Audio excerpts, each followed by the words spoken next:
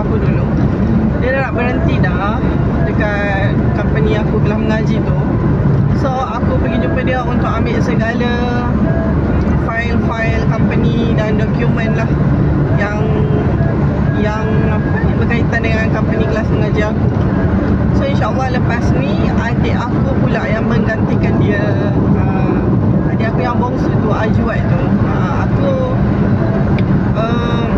Mak aku lah kata kan, suruh je Ajwat tu yang gantikan, suruh Ajwat yang jadi admin baru dan juga accountant kan, pembantu accountant lah. Sebab dia memang belajar bahagian finance kan, so dia tahulah segi-segi about account ni. So adik aku tu dia baru je masuk belajar hari tu. Hari tu dia ada orientasi, dia belajar dekat UM. Tapi UM tu dia duduk kat asrama 13. Secara kebetulan asrama 13 tu pula adalah U aku dulu, UIA. Tapi UIA dah tak ada. Bukan tak ada, ada lagi. Tapi dekat CFS PJ Petaling Jaya tu, sekejap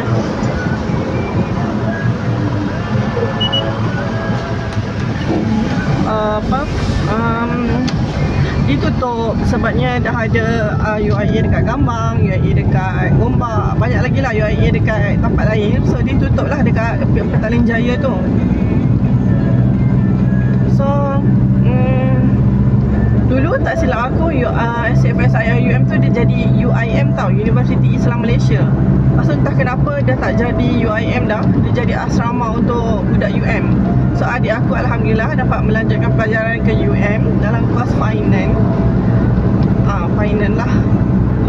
So dia punya asrama dekat situ, dekat tempat yang aku belajar dulu. Lepas tu hari tu aku pergi lawat dia kan, macam mengimbau memori lah, kenangan tempat belajar aku dulu. Lepas tu bila aku datang situ dengan family aku, aku macam saya excited lah. Sebab tempat kita belajar dulu kan, manakan jatuh lagi dikenang, tempat belajar lagi dikenang. Awak mana tahu whatever, adalah peribahasa tu kan. So aku pun okay, berbalik kepada tadi, adik aku jadi admin.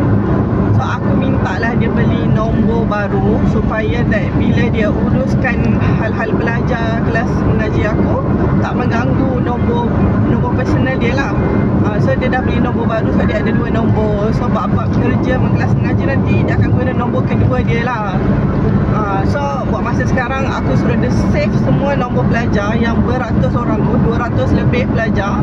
Tak tahulah dia dah save ke belum kan semua pelajar tu, supaya senang lah urusan dia nak minta yuran, collect yuran apa semua. Dia bagi reminder dekat semua pelajar kan.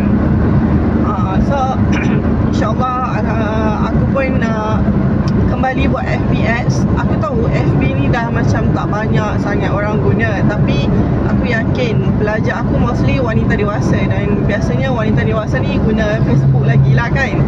Memang sekarang orang banyak guna TikTok. Aku ingin nak beralih kepada TikTok tanpa mengabaikan FB, tapi aku kena belajar lagi TikTok tu macam mana. Sebabnya aku dulu ada staff marketing, tapi sebulan je dia kerja dengan aku sebab dia sambung belajar. InsyaAllah aku rasa aku kena belajar macam mana nak buat iklan dekat TikTok lah, untuk mengembangkan lagi kelas mengaji aku kan, nak bagi marketing kan. Aku tak tahulah, aku rasa aku nak buat macam billboard besar-besar nak memperkenalkan kelas mengaji aku kan. Actually aku ada nampak ada seorang ni, nama dia siapa, Iwana Aisyah. Dia ni aku tak kenal pun dia sebagai seorang apa. Cuma hari tu kita orang satu camping yang sama. Camping tu apa tu, hiking sambil hiking sambil camping lah, 2 hari 1 malam. Lepas tu kita orang pecahkan dalam grup. So grup aku ni adalah seorang perempuan ni, dia macam ada aura yang macam positif tau, sentiasa senyum, macam ada something yang buat aku tertarik dengan dia tau. So dia macam memeriahkan grup aku lah, buat lawak, gelak-gelak semua kan. Lepas tu dia asyik terngiang-ngiang dalam kepala otak aku lah, dia punya personality, perwatakan dia kan. Lepas tu bila aku balik rumah daripada camping tu, aku scroll Facebook, tiba-tiba terpampang muka dia dekat video dia lah kan. Lepas tu kan aku macam ni bukan ke orang yang satu grup dengan aku kan. Aku tak tahu pun nama dia sebab kita orang tak berkenalan pun masa dekat camping tu. Barulah bila dekat Facebook bila buka, bila aku tengok lah, rupanya dia ni founder kelas mengaji, nama Tibian Center. Lepas tu dia, bila aku macam stalk lah stalk dia punya Facebook, dia punya IG, dia punya TikTok, dia punya semualah media sosial kan. Oh, rupanya dia seorang yang sangat berjaya lah, sangat berjaya dalam dia punya center kelas mengaji tu, nama Tibian Center. Lepas tu bila aku tengok banyaklah follower dia dan rupanya dia dah ada 1,000 pelajar. Ya Allah, banyak gila pelajar dia weh, 1,000. Nak compare dengan aku yang baru 200 ni, aku rasa macam tercabar. Dan aku tercabar untuk bersaing secara sihat lah kan. Dan lagi satu, aku macam menjadikan dia sebagai inspirasi lah, sebab dia pun penulis buku, dia pun penceramah bebas, macam banyak lah dia punya ni kan. Lepas tu aku pun cubalah belajar daripada dia macam mana cara nak marketing semua tu kan. Aku bertatih-tatih lah. So aku pun tak pasti sama ada aku nak letakkan diri aku ni sebagai role model, sebagai seorang ustazah. Sebab aku tak rasa layak lagi lah untuk bercakap. Padahal semua orang berhak dan semua orang layak untuk menasihat, untuk share benda yang baik kan. Cuma pada aku rasa macam aku perlukan satu sokongan lah, untuk aku menunjukkan diri aku sebagai seorang pengasas kelas mengaji secara formal. Sebab aku ni jenis yang bukanlah tak berdisiplin, tapi aku rasa macam aku susah nak konsisten, nak tunjukkan diri aku supaya aku sentiasa bagi ceramah. Bukan ceramah lah, macam tunjukkan sharing benda yang baik kan. So InsyaAllah mungkin tahun depan aku akan buat satu video 1 minggu untuk berkongsi tentang hukum tajwid, ataupun bila adanya masuk waktu macam Al-Hijrah, Maulidur Rasul, aku akan share apa kelebihan dan hari-hari tersebut. Kalau bulan puasa mungkin aku akan buat something lah untuk menjayakan kelas mengaji aku, macam tu lah. Tapi aku kena ada staff yang boleh membantu aku lah. Maybe adik aku boleh bantu aku, tapi itulah, kita kan tengah belajar sekarang. Itulah, insyaAllah lah, korang doakan tau. Sebab target aku tahun depan aku nak dapatkan 300 pelajar. Sekarang pelajar aku dalam 200 lebih. InsyaAllah tahun depan 300 lah. InsyaAllah, amin. Amin, amin.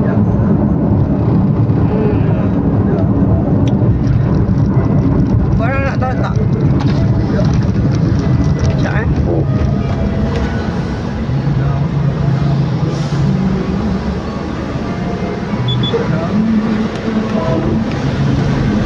aku tak tahulah sama ada aku boleh cakap benda ni ke tidak.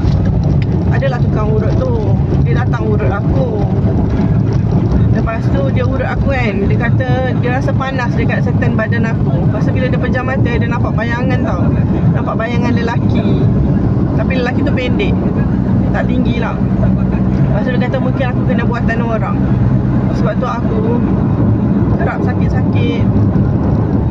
Pasal aku cakap lah, kenapa orang nak buat aku kan. Aku tanya kakak tu, kenapa orang nak buat saya. Pasal kakak tu kata mungkin awak pernah reject dia ke, dia nak kat awak tak nak kat dia. Pasal aku macam, tapi saya tak pernah memaki hamun orang. Saya, kalau orang macam berkenan dekat saya akan tolak cara baik. Saya tak pernah lah macam macam memalukan orang tu, tak pernah lah. Pasal kakak tu kata, yelah setiap orang ni dia lain, orang lain cara. Mungkin dia rasa sebab awak reject dia, jadi dia ni, dia buat benda ni sebab dia yelah dendam ke. Mungkin tu sebab penutup jodoh. Betul lah aku tak kahwin sampai sekarang ni. Tapi aku tak pernah lah nak doakan yang buruk-buruk dekat dia. InsyaAllah doakan semoga dia bertaubat, supaya dia tak buat lagi benda-benda khurafat macam ni, syirik kan. Tak baiklah buat macam ni kepada orang yang buat tu dekat aku. Mohon bertaubat, dan aku doakan supaya awak bertaubat lah. Saya doakan supaya awak bertaubat dan tidak lagi buat benda yang macam ni. Okay? Dan carilah kebahagiaan awak. So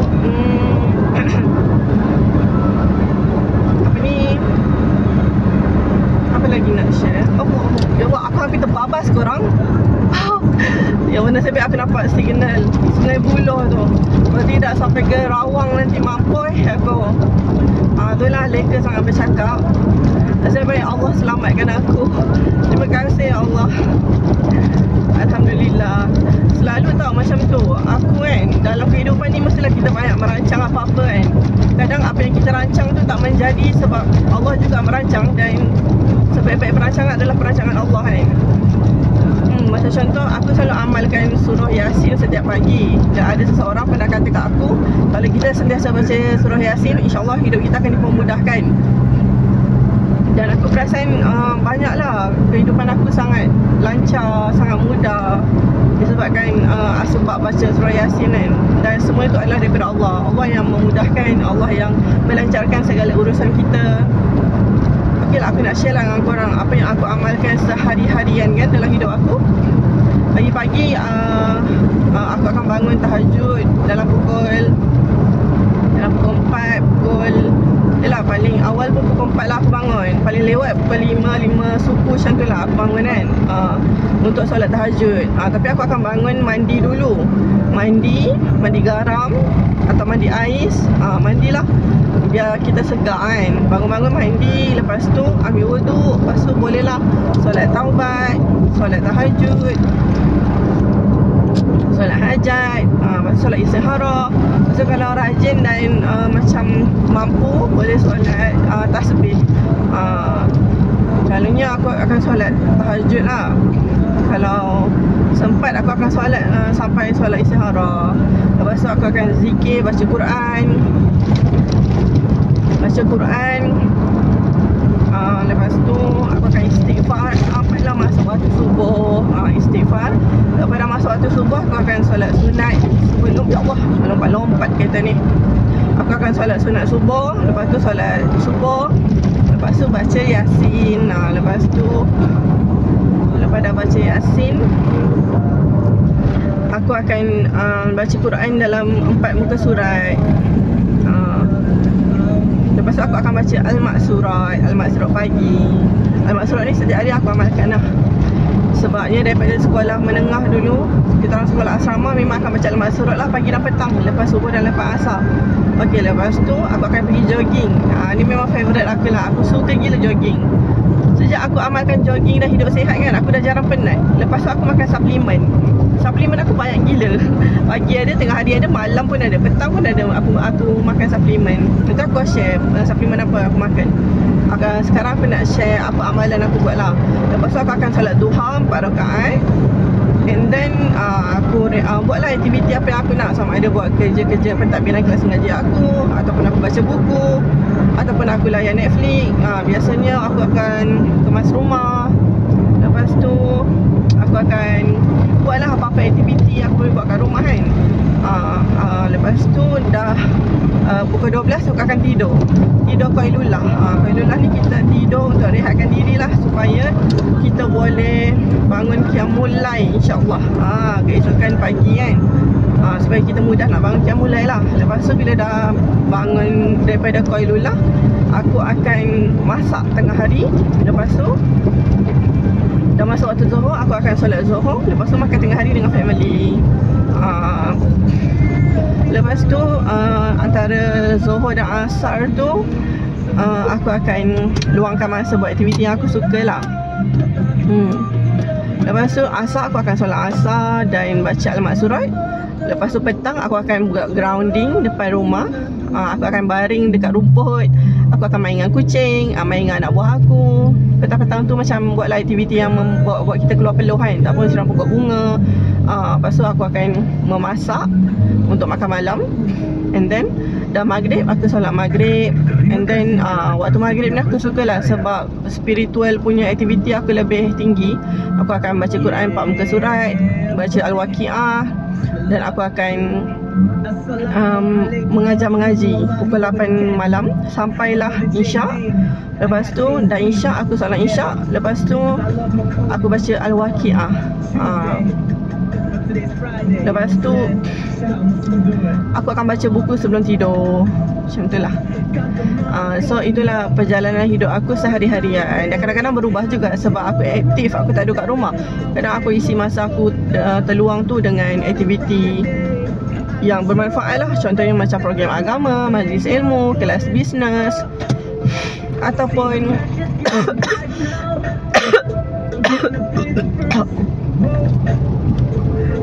ataupun aku akan join ataupun aku akan hang up ataupun aku hang out kawan, ataupun just aku keluar je, me time. Ya Allah. Sekejap, aku batuk. Yang lain sekejap.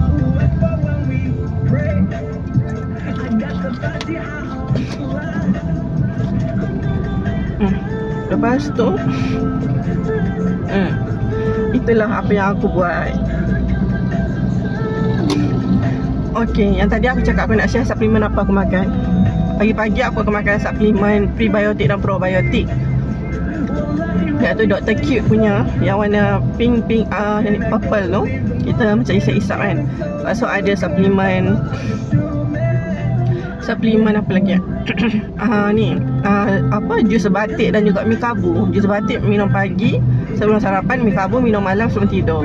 Lepas tu ada prebiotik lagi warna pink, kita bancuh jadi air tu kan, daripada Kitsui, daripada Korea.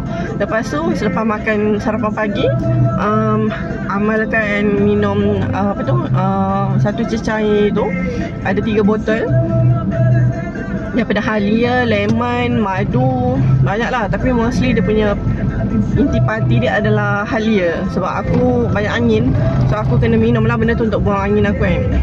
Tu pagi lah. Lepas tu setengah hari aku akan amalkan spirulina daripada Biak Maternity. Lepas tu makan omega 3 and then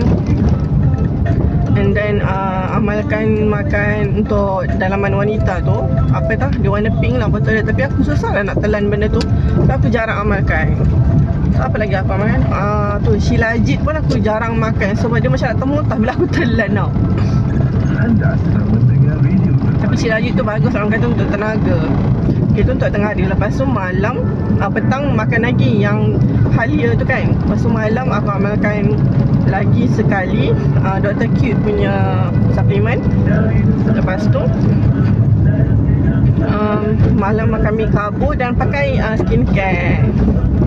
So kalau rasa macam kulit aku makin glowing tu sebab aku banyak makan suplemen dan jaga ni lah, jaga kulit untuk skincare kan. So alhamdulillah banyaklah perubahan aku yang sangat membanggakan untuk diri aku tau. Aku tak ada nak impress siapa-siapa. Aku nak impress diri aku yang dulu. Sebab dulu aku sangatlah sakit, sangatlah macam-macam lah, aku tak nak sebut lah, sangat menyedihkan. Tapi sekarang banyak perubahan yang boleh kata macam satu achievement untuk diri aku dalam hidup ni.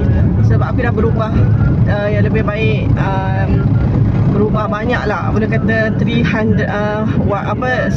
darjah perubahan tu.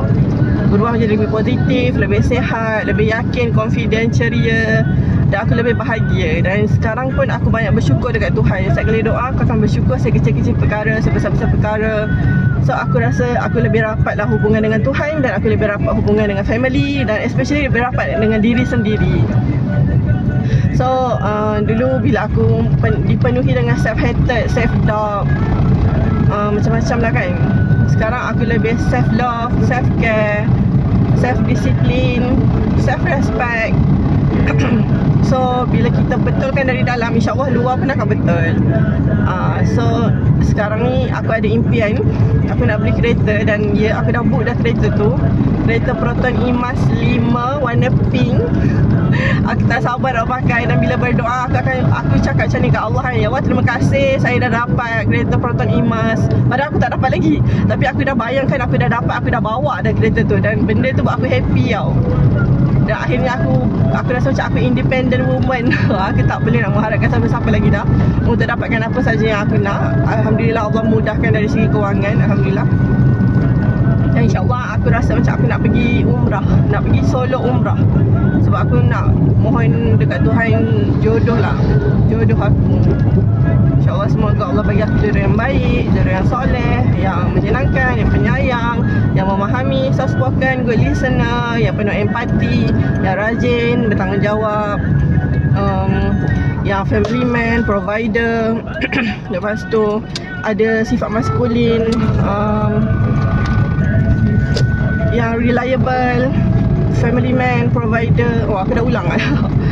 Lepas tu bijak, educated, kerjaya bagus, rapat dengan anak-anak aku, pandai bercerita dengan anak-anak aku. Dan semoga dia melengkapi diriku dan aku melengkapi dirinya, dan kami saling compliment each other, dan kami menjadi sahabat yang unsur agama, dunia dan akhirat. Okay, dah 20 minit dah aku cakap. So itu sahajalah perkongsian aku untuk hari ni. Setelah lama aku tak buat video, so ni pun aku just buat video untuk sambil-sambil sebab nak balik rumah kan. So Alhamdulillah aku dah nak sampai rumah. So insyaAllah aku akan buat lagi video lain kali. Itu sahaja. Bye bye. Assalamualaikum.